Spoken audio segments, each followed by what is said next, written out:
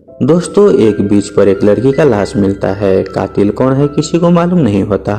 तब एक मामूली से डिटेक्टिव कैसे कातिल तक पहुंचता है, आज हम जानेंगे इस वीडियो में। तो मूवी की शुरुआत में हम मई 1991 रात की 12:30 बजे को दिखाता है, जहां पर एक स्टेशन में फोन आता है और रेडियो पे न्यूज सुनाई देता है कि राजीव गांधी का खून हो चुका है।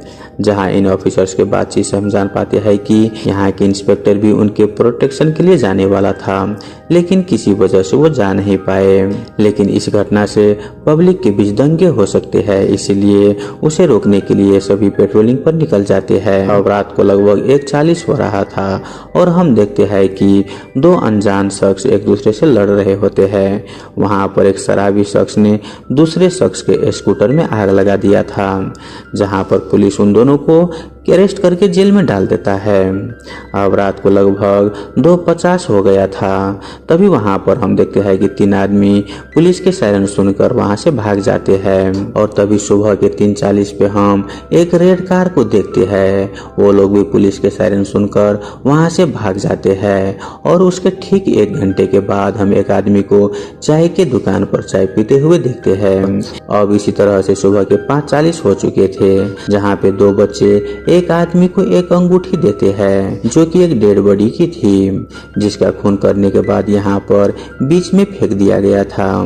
जिसके बाद यहाँ पर पुलिस आती है और यहाँ पर मीडिया वाले भी आ जाते हैं। वही वहाँ पर बहुत सारी भीड़ भी हो गया था, जिसके बातचीत से हमें मालूम चलता है कि जिसका खून हुआ है उसका नाम है मैरी, जो कि एक ट्रस्ट में काम किया करती थी। यहाँ पर एक जर्नलिस्ट इंस्पेक्टर से बहुत सारे सवाल जवाब करने लगता है कि आप इस केस को कब सॉल्व करेंगे। जहाँ पर वो इंस्पेक्टर बोलता है कि हम अपना काम कर रहे हैं, लेकिन वो जर्नलिस्ट उसे इरिटेट कर देता है। अब यहाँ पर उसे इरिटेट होकर वो इंस्पेक्टर कसम खा लेता है कि 1 हफ्ते में वो उस खूनी को किसी भी हालत में पकड़ कर लाएगा, नहीं तो वो अपना जॉब से रिजाइन कर देगा। लेकिन राजीव गांधी के खून की वजह से उनके पास उतना टाइम नहीं होता कि वो इस केस को इन्वेस्टिगेट करे। जिसके बाद एक कांस्टेबल उन्हें एक डिटेक्टिव हायर करने के लिए आइडिया देता है और वो अपने एक रिश्तेदार के बारे में बताता है, जिसका नाम होता है सूर्यो ओम, लेकिन उसको लोग ओम कह के बुलाया करता है। अब यहाँ पर हम ओम को उसके माँ बाप के साथ देखते हैं, जो बहुत ही जल्द किसी भी केस को सॉल्व कर देता है। आगे पुलिस इसके घर आता है, जहाँ पहले उन्हें इस पे यकीन नहीं होता, लेकिन जैसे ही ओम इस केस की बहुत सारे डिटेल उन्हें बताता है तो वो लोग कन्विंस हो जाते हैं और वो लोग ओम को वो केस सौंप देता है। अब यहाँ पर ओम अपने माँ बाप के साथ इस केस को इन्वेस्टिगेट शुरू कर देता है। वो इंस्पेक्टर से एक शांत जगह का डिमांड करता है, जहाँ पे वो शांति से अपना काम कर सके। तभी वहाँ पर उसे हेल्प करने के लिए कांस्टेबल आता है। अब यहाँ पर केस का पहला दिन होता है, जहाँ पर डिटेक्टिव अपने फर्स्ट सस्पेक्ट से मिलता है, जिसका नाम था बालाकृष्ण। अब यहाँ पर बालाकृष्ण से पूछताछ करने पर वो बोलता है, मैंने उस लड़की का खून नहीं किया, वो तो मेरी बहन के जैसी थी। यहाँ पर वो अपनी लव स्टोरी उन्हें सुनाता है, जिसमें वो बताता है कि वो स्टडी बूथ पे काम किया करता था और वहाँ पे आने वाली रंभा नाम की लड़की से उसे प्यार हो गया।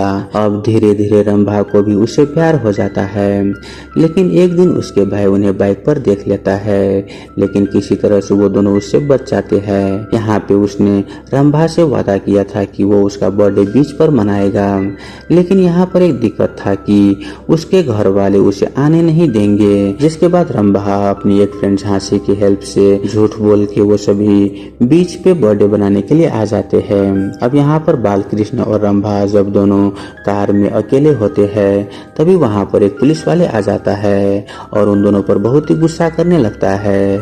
जिसके बाद ये दोनों उसे मनाने की कोशिश करते हैं कि तभी इसी बीच एक चीख की आवाज सुनाई देता है और हम देखते हैं कि मैरी का खून हो चुका था। उस वक्त उसके साथ सिर्फ झांसी ही थी, लेकिन वो भी पूरी तरह से होश में नहीं थी। यहाँ पे वो ऑफिसर उन्हें थाने जाने के लिए बोलता है, लेकिन वो सभी किसी तरह से उसे मनाते हैं। जिसके बाद वो ऑफिसर भी वहाँ से चले जाता है और इसके बाद सब लोग घबराहट में उसके बॉडी वहीं बीच में फेंक कर वहाँ से भाग जाते हैं। यहाँ पर बालाकृष्ण की इस बात से डिटेक्टिव पूछता है कि अगर तुम बेगुनाह थे तो पुलिस के पास तुम क्यों नहीं गए।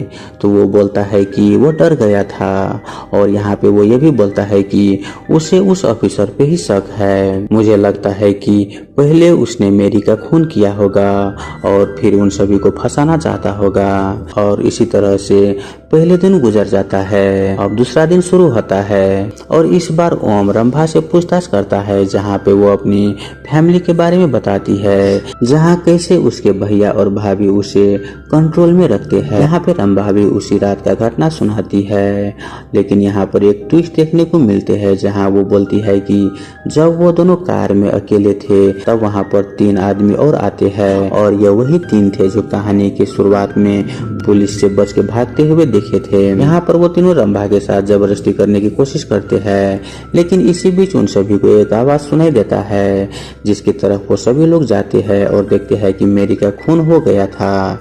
यहाँ पे वो तीनों भी पुलिस के पास जाने के लिए बोलते हैं, लेकिन ये सभी लोग किसी तरह से उसे मनाते हैं और वो सभी लोग वहाँ से चले जाते हैं। अब यहाँ पर रंभा डिटेक्टिव को बताती है कि शायद इन तीनों ने ही पहले खून किया होगा और फिर इनके पास कार में आए होंगे ताकि इस पर किसी का भी शक न हो। अब यहाँ पर डिटेक्टिव को 2 लोगों से 2 कहानियां सुनने को मिली। पहले बालाकृष्ण ने उस ऑफिसर को खूनी बताया और दूसरा रंभा ने उन 3 आदमियों को खूनी बताया, लेकिन असली खूनी अभी तक सामने नहीं आई थी। और इसी तरह से दूसरा दिन भी गुजर जाता है। अब तीसरा दिन शुरू होता है। अब इस बार डिटेक्टिव झांसी से बातचीत करता है और हम जानते हैं कि झांसी लेस्बियन है। दरअसल वो मेरी को पसंद करती थी। दरअसल डिटेक्टिव ने झांसी के फ्रेंड से पहले ही बात कर ली थी और उन्हें मालूम चल गया था कि मैरी को झांसी पसंद करती थी। अब यहाँ पर डिटेक्टिव बोलता है कि तुम्हारा प्यार को मैरी ने एक्सेप्ट नहीं किया और तुमने उसका खून कर दिया, लेकिन झांसी इस बात से इनकार करती है और वो अपना कहानी बताती है। वो बोलती है कि यह सच है कि मैं उसे प्यार करती थी, लेकिन मैंने उसका खून नहीं किया। उस रात जब हम दोनों एक साथ में थे तब मैंने उसे प्रपोज किया, लेकिन मैरी ने मेरा प्रपोजल को डिनाइट कर दिया और इसी बात को लेकर हम में बहस होने लगी और हाथापाई भी होने लगी और इसी बीच मैं बेहोश हो गई और जब मुझे होश आया तब मैंने देखा कि किसी ने मेरी का खून कर दिया था, जिसके बाद मैं चीखी और मेरी चीख सुनने के बाद यहाँ पर सभी लोग आ गए थे और फिर हम सब ने मिलकर डेड बॉडी को वहाँ पे फेंक कर भाग गए। यहाँ पे डिटेक्टिव को इस बातों पर यकीन नहीं होता, लेकिन इतने में ही फॉरेंसिक रिपोर्ट आ जाती है, जिससे यह जानने को मिलता है कि खूनी का हाइट लगभग 6 फीट हो सकती है और यहाँ के एविडेंस के अकॉर्डिंग यह खून किसी आदमी ने किया है। अब मूवी में एक बात तो साफ था कि झांसी और रंभा खूनी नहीं हो सकती, क्योंकि खूनी कोई तीसरा है जिसका हाइट लगभग 6 फीट है। तो अब शक इन सभी 5 पे है और तभी हम देखते हैं कि एक अनजान शख्स मास्क पहनकर डिटेक्टिव पर नजर रख रहा होता है। जब डिटेक्टिव उसे पकड़ने की कोशिश करता है तब वो किसी तरह से वहां से बच के भाग निकलता है और इसी तरह से अब तीसरा दिन भी खत्म हो गया था। अब 4th डे स्टार्ट हो जाता है और हम देखते हैं कि पुलिस स्टेशन के बाहर बहुत सारे मीडिया वाले लोग इंस्पेक्टर को रिजाइन करने का नारा कर रहे होते हैं। वहीं डिटेक्टिव उस सस्पेंडेड ऑफिसर से पूछताछ करता है, जहाँ पर हमें जानने को मिलता है कि जो भी लड़की अपने माँ बाप को धोखा देता है उनसे इस ऑफिसर को बहुत ही नफरत है, क्योंकि उसकी भतीजी जिसे इसने काफी प्यार से पाला था वो किसी लड़के के साथ भाग गई थी और तब से ये बहुत ही गुस्से में रहता है। और उस रात जब ये उन दोनों को कार में देखा तब इन दोनों को देखकर इसको बहुत ही गुस्सा आया, लेकिन तभी उन्हें झांसी की चीख की आवाज सुनाई दी, जिसके बाद जब वो सभी वहां पर पहुंचे तो देखा कि मेरी का खून हो गया था और तभी ये सभी लोग डेड बॉडी को वहां से लेकर जाने लगे। लेकिन उसी बीच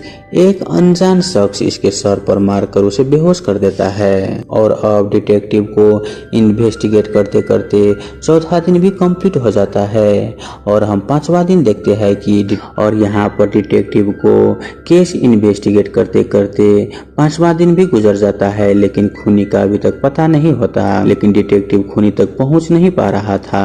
अब 6वें दिन हम देखते हैं कि डिटेक्टिव उन तीनों से पूछताछ करता है जिन्होंने रंभा के साथ जबरदस्ती करने की कोशिश की थी, लेकिन वो सभी बयान कुछ और ही देता है।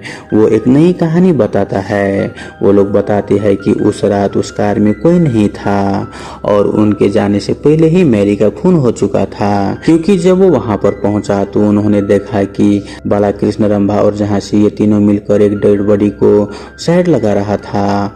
ये लोग उस डेड बॉडी को देखकर वहां से भाग निकला। अब यहाँ पर ये केस काफी पेचीदा हो चुकी थी। सभी ने अपनी अपनी कहानी बताई, जिसमें खूनी कौन है ये अभी तक प्रूफ नहीं हो पा रहा था। वहीं दूसरी तरफ पब्लिक इंस्पेक्टर पर दबाव बना रही थी, तो गुस्से में इंस्पेक्टर ने डिटेक्टिव को इस केस से बाहर निकाल दिया। अब ये जान डिटेक्टिव बहुत ही इमोशनल हो जाता है और वो अपनी कहानी बताने लगता है। दरअसल उसके पेरेंट्स चाहते थे कि वो पुलिस ऑफिसर बने, लेकिन काफी मेहनत करने के बाद भी वो ऑफिसर नहीं बन पाता है।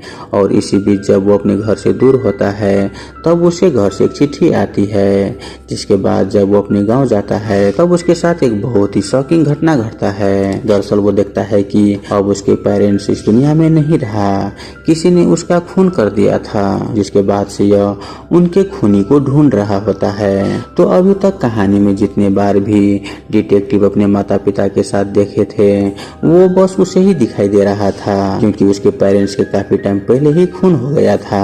तो अब यहाँ पर इंस्पेक्टर ने डिटेक्टिव को इस केस से बाहर निकाल दिया, लेकिन फिर भी डिटेक्टिव आगे इस केस को इन्वेस्टिगेट करता है और फाइनली डिटेक्टिव ने खूनी को ढूंढ निकालता है। और हम देखते हैं कि 7वें दिन डिटेक्टिव कमिश्नर के पास जाता है, जहाँ पर इंस्पेक्टर और कांस्टेबल पहले से ही मौजूद था। यहाँ पर डिटेक्टिव इस खून के पीछे 3 लोगों का हाथ है यह बताता है। फर्स्ट शख्स वो था जिसने मर्डर किया, और वो शख्स वही था जो पुलिस ने मूवी के स्टार्ट में बाइक में आग लगाने की वजह से अरेस्ट किया था, और उसका नाम होता है हेयरपिन वाला बाबा, जो बचपन से ही पेंसिल से खून करने में माहिर था। आगे वो बताता है कि दूसरा आदमी जो इस खून के पीछे है और जिसने मेरी का मर्डर प्लान किया था वो और कोई नहीं बल्कि बालाकृष्ण है, जो कुवैत जाना चाहता था और उसके ये काम करने के बदले उसे कुवैत भेज दिया जाता, जहां वो रंभा के साथ रह पाता। और अब टाइम था उस तीसरे आदमी के बारे में जानने की, जो इन सब का मास्टरमाइंड था।